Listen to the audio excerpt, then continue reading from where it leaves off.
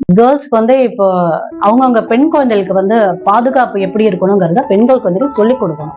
முதல்ல dress code கரெக்டா இருக்கணும். நம்ம வீட்டு குழந்தைங்களுக்கு எங்க போறாங்க வராங்க அப்படிங்கறத பாக்கணும். மத்த கண்ணு படுற மாதிரி ட்ரெஸ் என்ன சொல்றாங்க, நம்ம உடம்பு ஃபுல்லா கவர் பண்ணிருக்கணும். ட்ரெஸ் நீட்டா ட்ரெஸ் போட்டு குழந்தைங்களை வெளியில அனுப்பணும். எங்க போறாங்க என்ன பண்றாங்க வாட்ச் பண்ணணும்.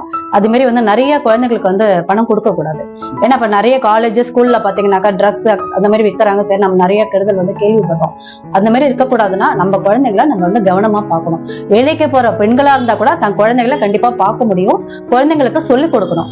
அது மாதிரி குழந்தைகள் நம்ம எப்படி கஷ்டப்பட்டு வந்தோம் அப்படிங்கறத நம்ம வளர்க்குற குழந்தைங்களுக்கு சொல்லி கொடுத்தா கண்டிப்பா இப்ப இருக்கிற குழந்தைங்க கேட்பாங்க. எல்லாருமே டேலண்ட் குழந்தைங்க, அவங்க கிட்ட பாசிட்டிவா பேசணும். எப்போதுமே நெகட்டிவா பேசக்கூடாது.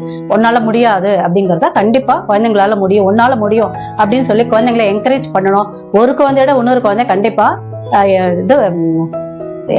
கம்பேர் பண்ணக்கூடாது.